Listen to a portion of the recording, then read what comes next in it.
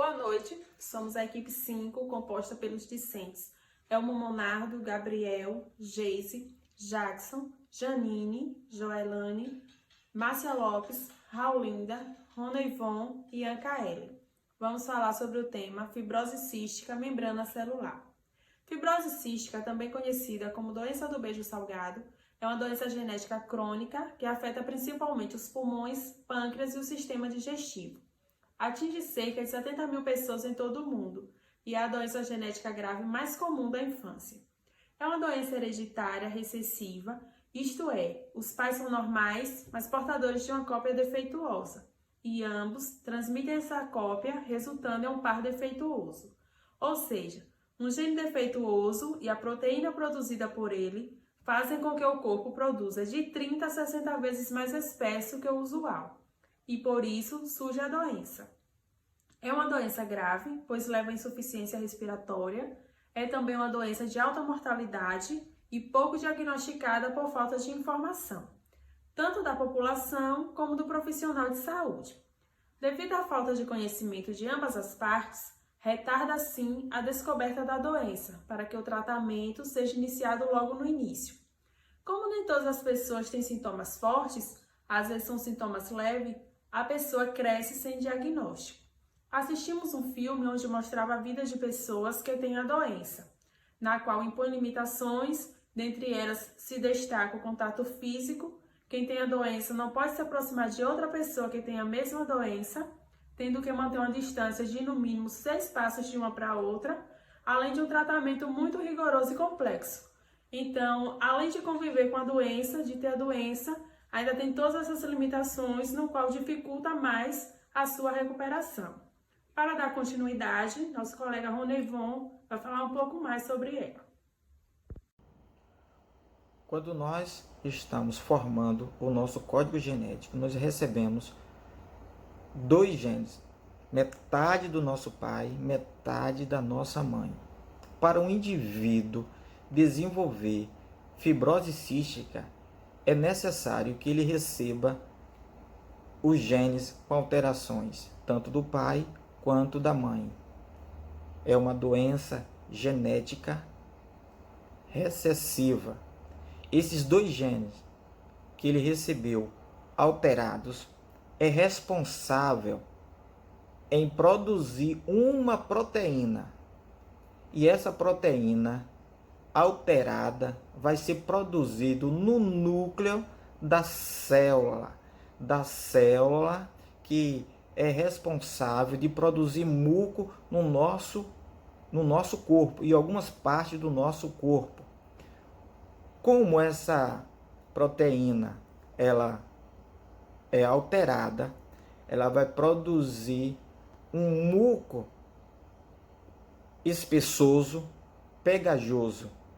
E se esse muco ele fica acumulado no nosso pulmão, e o pulmão acarretando, congestionando as vias aéreas do pulmão, aí ele vai produzir inflamação no pulmão ou infecção no pulmão e vai trazer uma série de sintomas do nosso corpo.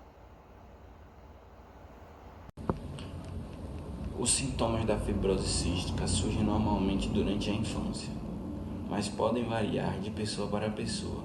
Os sintomas mais característicos da fibrose cística é o acúmulo de muco nas vias respiratórias, o que favorece o acúmulo de micro-organismos e maior recorrência das infecções respiratórias, levando ao aparecimento de outros sintomas como sensação de falta de ar, tosse persistente, podendo haver catarro ou sangue, dificuldade para respirar após exercício, sinusite crônica, pneumonias e bronquite frequentemente, infecções pulmonares e recorrentes, pele e olhos amarelados, formações de pólipos nasais, dificuldade para aumentar de peso, dores nas articulações. Além disso, algumas pessoas podem também desenvolver sintomas digestivos, como fezes volumosas, gordurosas e com cheiro fétido, diarreia ou prisão de ventre frequentemente, má digestão e desnutrição progressiva. A fibrose cística é uma doença sistêmica, ou seja, ela afeta vários órgãos do corpo. Ela afeta o sistema respiratório, o sistema digestivo, as glândulas sudoríparas, né, que são glândulas produtoras de suor e importantíssimas no controle da temperatura do corpo e também em eliminar substâncias tóxicas. Como nosso colega já mencionou anteriormente, um dos sintomas dessa doença é a dificuldade em ganhar peso, e isso acontece porque há o bloqueio dos ductos pancreáticos, que são canais do pâncreas, né? O pâncreas aí faz parte do sistema digestivo. E então esse bloqueio acontece por uma secreção mais viscosa que impede que as enzimas digestivas sejam lançadas no intestino, né?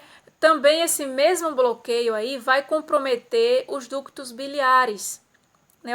A bile retida no fígado vai favorecer a processos inflamatórios.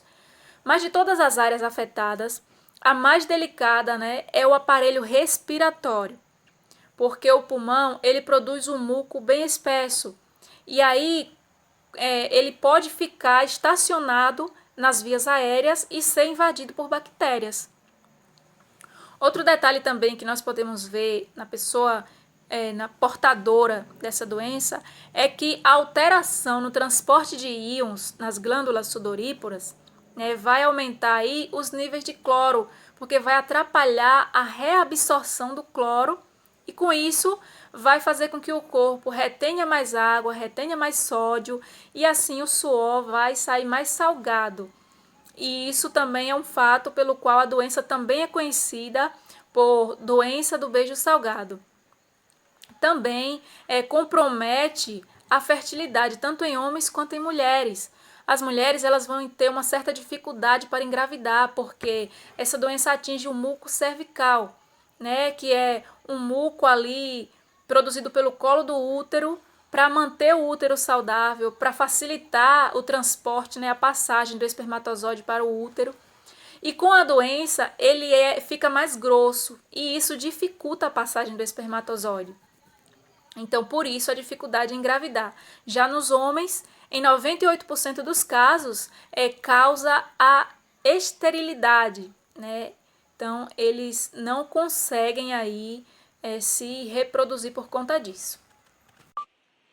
Como já sabemos, a membrana plasmática ela é uma organela que separa o interior da célula do seu meio externo. Tudo que entra e sai da célula depende dela. Se falando das alterações da membrana relacionada à fibrose cística, vamos ver um pouquinho sobre a proteína do CFTR, que é o regulador de condutância transmembranada fibrose cística. Ela funciona como um canal entre as membranas plasmáticas. Ela gera o muco, o suor, a saliva, as lágrimas e também algumas enzimas digestivas. Ela tem a capacidade de transportar íons de cloreto e água para dentro e para fora da célula. Isso faz com que haja uma lubrificação, né, dessa região, protegendo alguns órgãos. Com a mutação do gene do CFTR, que fica localizado no braço longo do cromossomo 7, há uma alteração dessa função, né? E com essa alteração, ele deixa de transportar de forma normal, né, esse íons de cloreto e de água e dificulta um pouquinho esse processo de lubrificação. Então, acontece que o tecido ele acaba produzindo muito muco, né, um muco anormalmente espesso, e se acumulando nos tecidos, ele acaba afetando o pulmão, o pâncreas, o fígado e também o trato intestinal. Olá, tudo bom? Meu nome é Jackson. Eu vou falar como é feito o diagnóstico da fibrose cística. Na verdade, a fibrose cística ela é diagnosticada de 3 formas.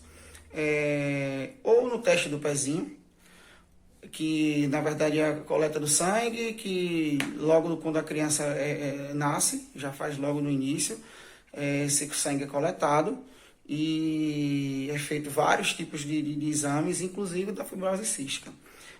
O que acontece? Antigamente, não era em todas as regiões do Brasil que era feito, entendeu? Começou aos pouquinhos. Hoje em dia, graças a Deus, o teste do pezinho já é obrigatório, entendeu? Então é feito de todas as formas, então já a gente consegue realmente já ter alguma coisa da lei. Porém, possa ser que aconteça que dê um falso positivo ou falso negativo até no teste do pezinho. Então também tem outros tipos de exame. É possível ser feito também no pré-natal, entendeu? Esses casos do pré-natal ele é feito quando tem histórico na família, entendeu? O pai ou a mãe tem também, ou algum familiar tem, então tem que se fazer já desde o pré-natal para ver se realmente tem a fibrose cística. Possa ser que dê um falso positivo, um falso negativo, entendeu? Então tem que continuar ainda fazendo outro tipo de teste, que eu vou falar aqui logo posteriormente, que não quer dizer também que se você der um falso positivo, na verdade, ou um falso negativo, que realmente você tenha ou que você não tenha a doença. O que acontece?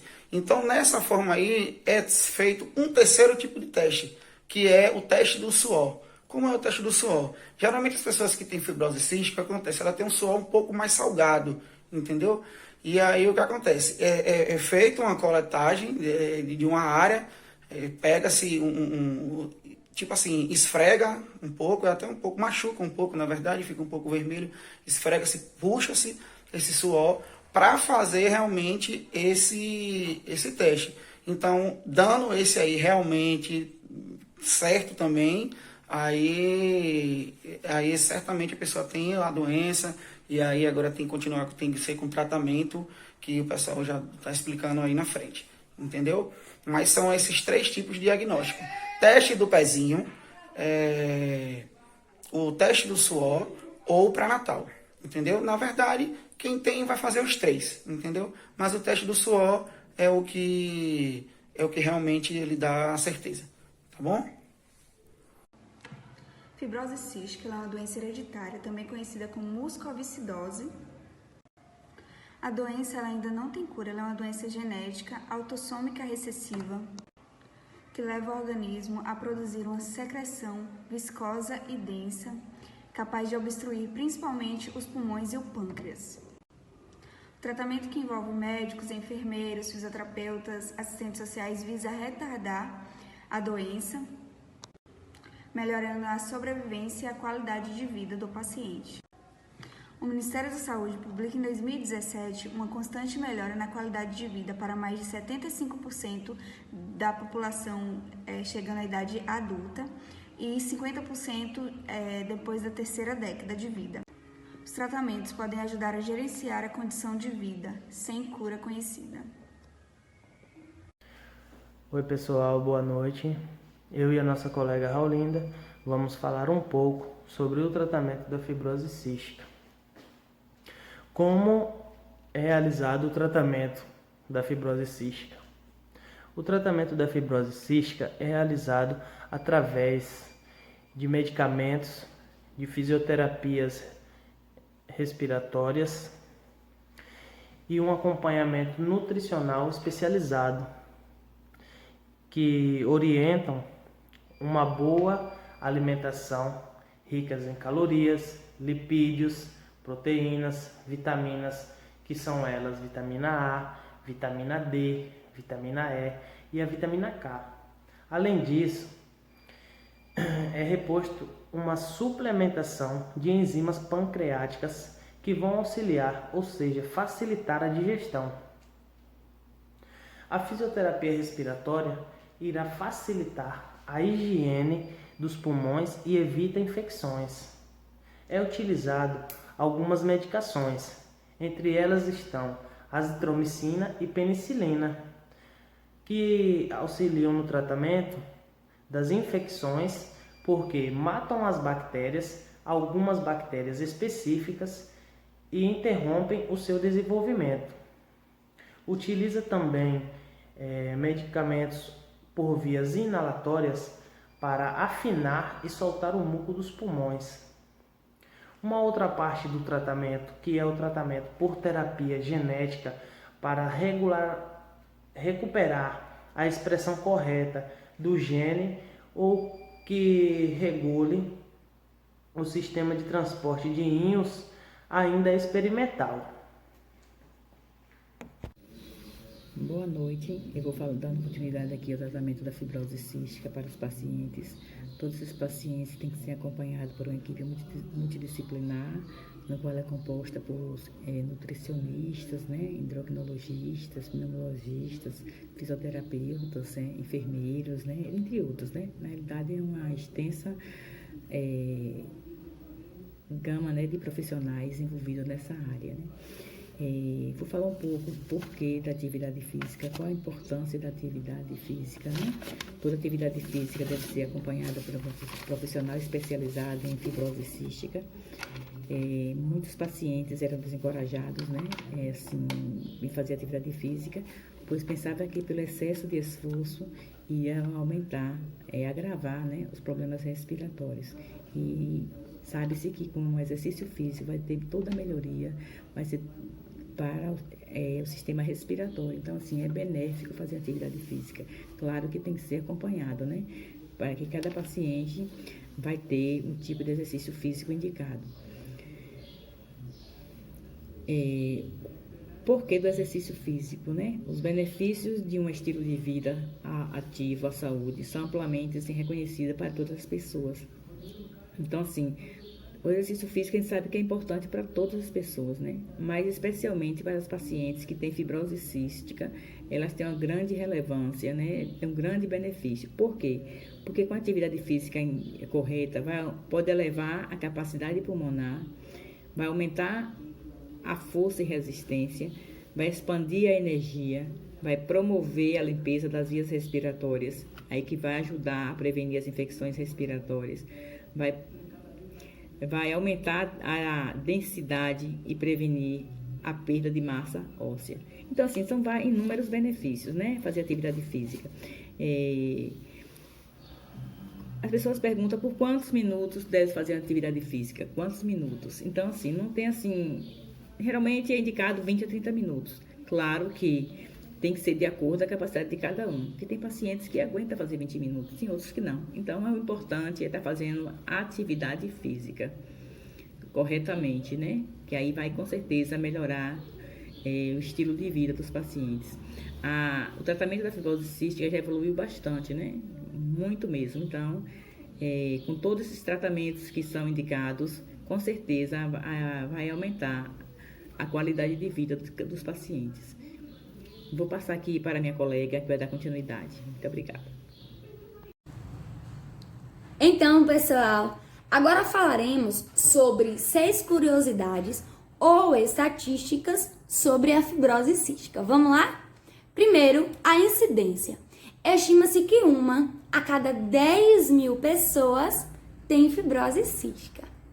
Segundo, em 2009, uma lei instituiu o Dia Nacional de Conscientização e Divulgação da Fibrose Cística aqui no Brasil, que é dia 5 de setembro de cada ano, com finalidade de conscientizar as pessoas a importância do diagnóstico mais precoce possível. Terceira curiosidade, por que fibrose cística? Vamos lá? A palavra fibrose refere-se à cicatrização do tecido conjuntivo. A palavra cística refere-se a cistos ou lesões. Por mais que a doença fibrose cística seja conhecida como uma doença do pulmão, o termo fibrose cística refere-se a alguns cistos que estão presentes no pâncreas de pacientes com fibrose cística. Legal, né? Quarta curiosidade, na década de 1960, era muito comum ver pacientes com fibrose cística dormirem em tendas vaporizadas, pois acreditava-se na crença de que uma névoa fina iria diminuir a quantidade de muco presentes no pulmão do paciente com fibrose cística. Quinta curiosidade, os antibióticos naturais encontrados principalmente nos pulmões de pacientes com fibrose cística podem ser utilizados no tratamento de pacientes com tuberculose. Legal, né? E sexta, e não menos importante curiosidade, em uma pesquisa feita em 2017, em 16 países que possuem o maior índice de pacientes com fibrose cística, estima-se que os pacientes conseguirão viver até a fase adulta ou além disso. O número aumentará 75% até o ano de 2025. E é isso, pessoal.